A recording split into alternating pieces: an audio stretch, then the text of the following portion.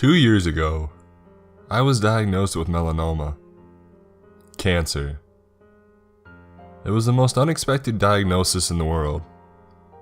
One moment, I was worried about my work, my kids, my wife, fixing the downstairs sink, reflooring the back patio.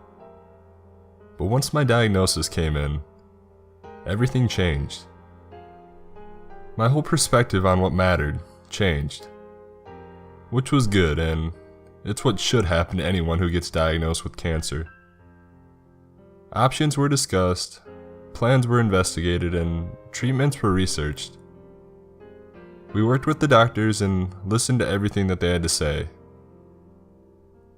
With solidarity, we decided not to say anything to anyone. At least not right away. They were still conducting tests to verify how serious it was and determine the exact stage. It was beyond superficial, they said, but they still needed to determine other factors. So, we waited until we knew exactly what we were facing. Beth was more scared than I was, which was understandable. No matter what, she was going to have to step in and take charge of the family. Whether I passed away or was just too weak from treatments, she would have to take care of both me and our 2 kids, plus work and income. Our parents offered to help as much as they could, but I knew that my parents weren't very well off, money-wise or time-wise. They both worked full-time to pay the almost complete mortgage and take care of the house, which was falling apart. I had no idea about her parents' situation. Then came the worst day of Beth's life, and the second worst day of mine. The full diagnosis. The doctor spent months treating me while poking and prodding my body with tests. They had come to a complete consensus. I would die within the next year. The cancer had spread too far for me to ever truly recover. They could only prolong my life with treatments. Maybe even beyond that year mark, but not that much. I was going to die, and no amount of money, begging, or crying could stop it. Beth and I had a fight that day. I knew I shouldn't have voiced my opinion, but I did anyway. I suggested that we not spend another dime on treatment. Let the inevitable happen and keep me comfortable. I don't want you to be drowning in debt after I pass. Beth refused and said that I was being irrational and that we should spend every penny we had to prolong my life as long as possible. I am religious and she is not, if that's any explanation. It was a nasty fight. We made up when she woke up sobbing and I had to hold her. I agreed to pay for treatments to extend my life. I mean, after all, she would suffer more than I would. I could give her more time at the very least. That's not the horror portion of this story. If it was, countless others could post here about it. No, the cancer brought the family out of the woodworks. Everyone messaging us on Facebook, apologizing for my condition and giving us empty promises to help. Apparently our parents had let the news slip. I ended up stopping my access to Facebook. There was no reason to see that every day. I started treatment, which made me weaker and more irritable each time. I hate watching myself snap at Beth over something so simple. I couldn't help it, and I could only watch from the inside. My mind, as her soul, was crushed. I regretted allowing her to spend money on treatment. The worst day of my life happened when Beth brought me breakfast in bed. One of the boys had left his toy cars on the floor and she slipped. The tray emptied right into my lap, along with the kettle of hot coffee. I screamed and yelled and cursed. I said things that I've regretted every night, and Beth cried for days because of my anger. The worst day of my life was when Beth started to resent me. It was a visible change ever since I yelled. Everything had been building, and that argument had broken the dam. She barely smiled and didn't look me in the eyes often. I wasted away in bed, paying for treatments that only prolonged the inevitable. Again, this isn't the horror part of the story. I mean, yes, it's terrible, but my papa's story is the real horror. He showed up at the house completely unannounced. He was over 90 and still walking around. He had to take a taxi anywhere or convince a family member to take him away from the old folks' home. but he was relatively functional. Beth showed him to my room and left us alone. She didn't stay in the room for very long nowadays. "I hear you're gonna beat me to the grave," Papa smiled. His hand, shaking with age, fell over one of mine. His skin felt like thin leather, clinging to his skeleton by mere threads. The skin on his arms hung from him like deflated balloons. I wondered if my body would get to that point. What would my body look like when I was dead? "I just might," I weakly joked back. "I hope you're ready to be the pallbearer," he laughed loudly at. Two people who knew they were close to death making jokes about it as if it was nothing. It felt good.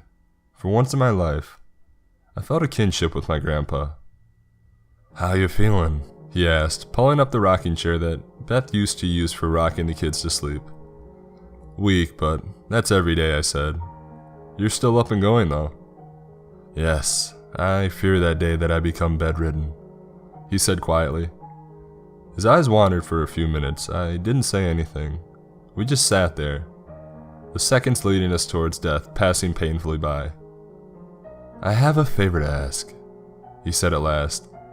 Papa's gaze moved slowly from the window as if he had to force himself to look at me. That's new. Usually people ask if I need anything. "Yes, well, I'm old and I can't afford not to be blunt." That took me back to my arguments with Beth. I'd been blunt. I could afford to soften my words.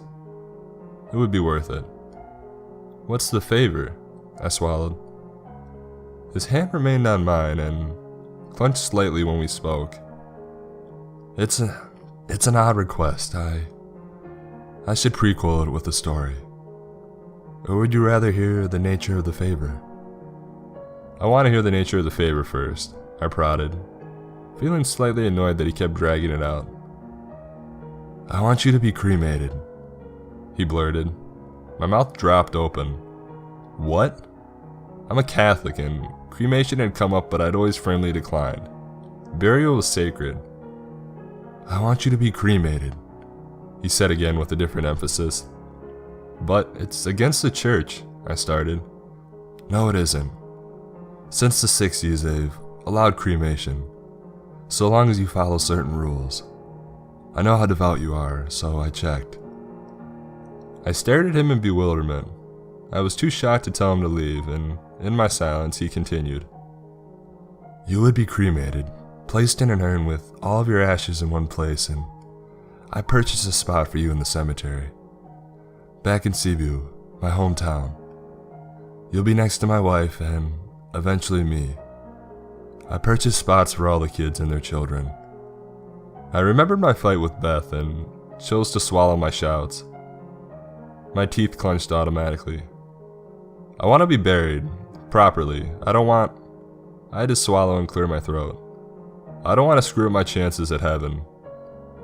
"I've checked with the church and made sure that it'd be within the rules. Your ashes won't be scattered and they'll be left in a holy place. It'll be just like you're buried." "Then why?" That's the story portion," he said quietly. Papa turned towards the door to make sure it was still shut. "Do you remember your grandmother, Mama?" I lowered my head, feeling embarrassed to talk about his dead wife, my dead grandma. "Bits and pieces," I admitted. He nodded. "You were 8 when she passed. It's understandable that you don't remember much about her. She died from a heart attack during dinner one night. Very sudden. No signs or symptoms. The ambulance rushed her to her hospital, and that's where she passed. I was devastated. I remember thinking, she can't die. I bought tickets to the Lion King for next month. I was in absolute shock." That depressed me. "Papa, I'm so sorry," squeezing his hand, which remained on top of mine. His head bobbed a little in acknowledgement. "Took all 3 days to get everything settled. The funeral planning was terrible, the speech was terrible, and even the people were terrible. Very few understood. Only one of my friends had a deceased spouse, so none of them truly understood. I was alone. After we buried her, I moped around the house for a few days, completely unsure of what I was going to do. I couldn't even wash the dishes without wondering what the point was. I was in a dark and terrible place, Joseph. I stared at my hands, taking deep breaths so I wouldn't cry. My legs were starting to cramp up again, so I adjusted. Papa helped me. Once I was settled, he continued. It was nighttime, 4 days after we buried Melinda. I was lying awake in bed when I heard the front door open. I didn't even bother to get up. If it was a burglar coming to steal my things, let him in. If they planned to kill me too, I was okay with that. I heard them come up the stairs softly, sneaking around. I closed my eyes to at least pretend to be asleep, and I heard them come in. I leaned forward, heart pounding. I opened my eyes, and when I felt a light kiss on my cheek, Joseph, she was there. Melinda had come home to me. I found myself scrambling to get off the bed while she stood there watching me. She stood perfectly still, and her eyes were bright and intelligent. The last time I had seen her eyes, they had been empty, dead. Now they were alive with brilliant color and intelligence. I yelled her name, and I ran around the bed to see her. He stopped for a moment to wipe his eyes. It was a ghost, I thought automatically. And then we embraced, he continued. My eyes narrowed in disbelief. At first, I thought she was a spirit, a ghost, Papa said, echoing my thoughts. But she was physically there. I hugged her and kissed her, and she did the same back. She was there, Joseph. She didn't say a word, and she didn't have to. We made it to the bed, and I was just so excited to see her. I won't specify details for your sake, but she came back. He looked up to find my furrowed brow and confused expression. What I'm telling you is very, very real, he urged. I'm not making this up, and I did not imagine it. I have proof. Show me, I said skeptically. At the end, I will, he assured me. When I woke up, I expected her to be gone. I expected her just to be a figment of my imagination, a specter in a physical form. But she was there in the bed with me, watching me. The excitement overcame me again, and she happily embraced with me yet again.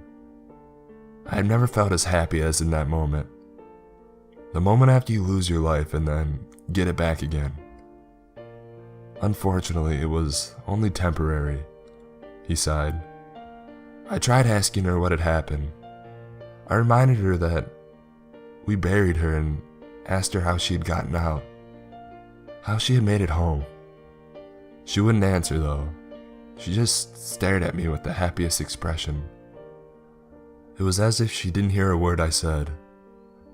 I went to the cemetery that day and brought her with me. My logic began to take hold once again, and I came up with answers. Perhaps we had buried the wrong body. Perhaps she had never died in the hospital in the first place. Perhaps it was somebody else's wife buried under Melinda's name. I spoke with the director of the cemetery and introduced my wife. He hadn't seen my wife's body, nor been at the funeral, so he had no idea what she looked like. But he was absolutely skeptical. I told him that somebody else's family member was buried in her grave, but he told me that it was impossible. I urged him to dig up the casket and determine who was really buried there, but he refused. I got angry and yelled, trying to reiterate my point, but he shook his head and told us there was nothing he could do. I left feeling angry. Strangely, I was more upset that someone else was missing their family member's body than anything else. Melinda tried to comfort me as we drove home. I refused to drop it though. Your mother happened to call and check up on me. The phone rang soon after we had arrived home. I told her the amazing news. But naturally, she didn't believe me either. I told her to drive over and see for herself. At the time, I was living up at the old... Oh, what's it called? You remember. The house with the half staircase. I nodded, remembering it suddenly, very interested that there might be a way to confirm his story through my mom. She made the drive while I made dinner. When she arrived, she couldn't get out of the car. The door wasn't broken or anything, she just stopped. I saw her eyes meet Melinda's and she couldn't even bring herself to open the door because she was so overwhelmed. It's understandable, after just burying her own mother. She didn't even come inside, she just told me to get in the car and come with her. I started to and brought Melinda, but she backed up instead and drove away. I was confused, but chalked it up to her grief. She called a minute later while she drove and told me to leave without Melinda. I asked her what was wrong, but she refused to say. I told her to please come home and that Melinda missed her, but she hung up. The whole time, Melinda stroked my back as if she was comforting me for all the grief from her death. She just smiled when I tried to tell her that her own daughter wouldn't come by. I thought that meant that she understood. Papa took a break, smiling and taking deep breaths. His lungs were tired from talking, I could tell. Mine got the same way after a while. "Do you need some water?" I asked. He shook his head. "I've got all of 3 days with Melinda. We stayed at home and I cooked all of her favorite meals. I thought that the heart attack had killed her appetite because she didn't eat anything. No amount of questions would get her to speak to me. It began to be concerning that she wouldn't speak. I remember thinking she didn't have a seizure or an aneurysm, so why isn't she talking? I wondered if her brain had broken somehow or if she was simply not choosing to speak. I got a doctor's appointment, but never got to take her there." "Did she die? Again?" I asked cautiously. He sighed. "Your father came over 3 days after Mother had come and left. He called me while I was gardening and Melinda was inside reading a book. He startled me because he left his car on the road and walked down the driveway. He said we needed to talk and I stood up to brush myself off. Your father told me to come with him because there was something he needed to show me. I told him to give me a minute and to get my shoes and bring Melinda along. I was terrified to leave her alone for too long, as you can understand. Instead of explaining, your father grabbed me by the wrist and practically dragged me into the car. I didn't yell or really fight, I was just confused. He buckled me in and we drove off. I remember that he was driving rather erratically and watching from the rearview mirror every few seconds. He looked anxious, but wouldn't reply when I asked what was wrong. We pulled into the cemetery and I understood that this was about Melinda. We would think that after only one visit that I wouldn't remember where her grave was, but I knew exactly where to stop. There were 4 people standing around her grave. Arthur led me out of the car and over to the group. The group consisted of 2 policemen, the cemetery director, and your mother. It wasn't until I got closer and they stepped aside that I saw it. Melinda's casket had been raised out of the ground and a pile of freshly moved dirt was piled beside the hole. "You are Mr. Bradley Duncan?" the cemetery director asked as we approached. "Yes, I met you a few days ago," I commented. He nodded. "You took my advice, I see. Who was buried?" Everyone fell uncomfortably silent. Your mother stared at the ground. Your father watched her with worry. "No one was," the director said at last. I got confused and pushed my way around them. I got to the other side of the grave and lifted the lid over the casket. Empty. The pillow was still there, but the casket seemed unused except for some crumbs of dirt that had made their way inside. I don't understand," I started repeating while I dropped the lid. This time one of the police officers stepped forward. He told me that the grave had been found that morning with the dirt in the pile and the shovel next to it. The grave had been slightly ajar and with a bit of dirt inside. He asked through a thinly veiled question if I knew anything about it. The question veiled an accusation. "It couldn't have been me," I assured him, because Melinda had been home for several days. She would attest that I was not there last night and that I was home all morning. The officer pointed to my clothes, but I replied that I had been gardening. Arthur, to his credit, confirmed that I had been gardening when I arrived. The most heartbreaking moment was when your mother, trying not to cry, asked me point blank if I had dug up their mother's body and taken it. That was when I realized what they thought I'd done. I told them that I couldn't prove that Melinda had never been buried. I could prove that she was alive and well. As a caravan, we drove back to my house. Arthur and your mother in the car with me and a police cruiser behind us. Your mother and father kept exchanging looks and I tried to understand what was going on. Laurel, honey, you saw your mother. She was never buried. She's alive, I urged. She refused to answer. She just clenched her jaw. We pulled into the driveway and everybody got out. I was told to stay outside with one of the officers while the other officer checked the house. Your mother and father were told to stay outside as well. We waited for a while before the first officer returned. He said that no one was home. I expressed my confusion and raced into the house. Arthur and your mother followed me out of concern. The officer went in behind as well. Melinda must have turned out all the lights and shut all the blinds because it was extremely dark inside. We advanced out of the door's entrance and into the living room. Fingers on the back of my neck startled me and I jumped out of my skin. When I spun around, I saw your mother. She hissed for me to turn back around so she could see.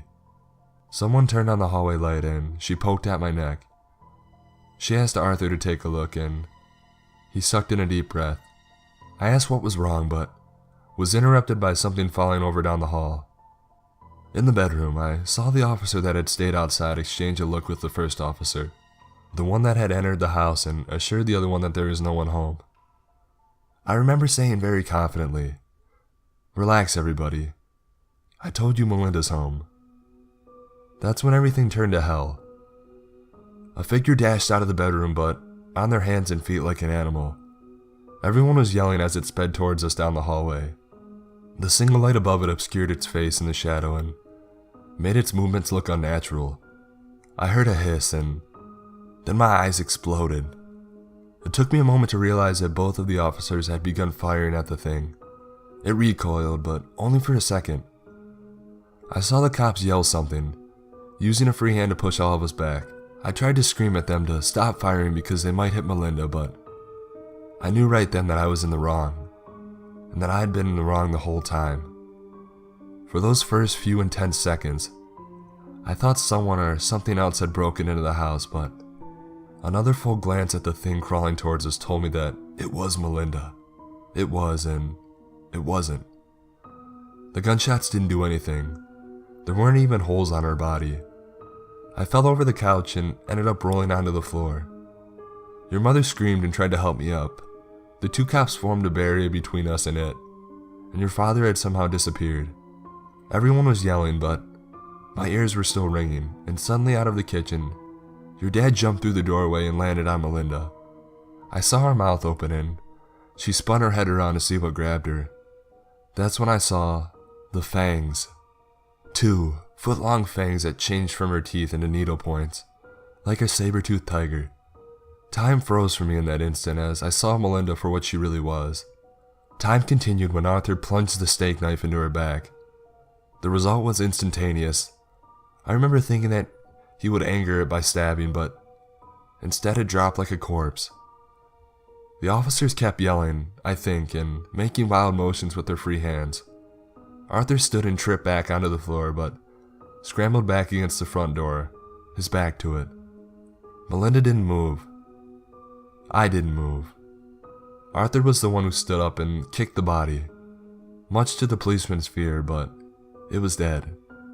I was numb, and your mother held my hand during the first few hours and even days. The policemen took turns throwing up.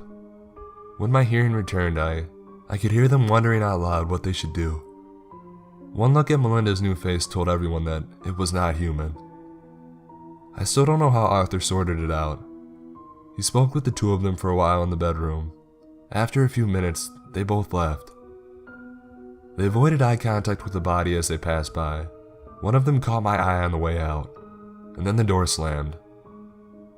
Arthur and your mother had a talk, and I was taken to your house for the next few days. Arthur stayed at mine. On the 4th day after everything happened, just when I had decided to pretend that Melinda had died on the proper day, your father came home. She passed your mother and knelt down in front of me.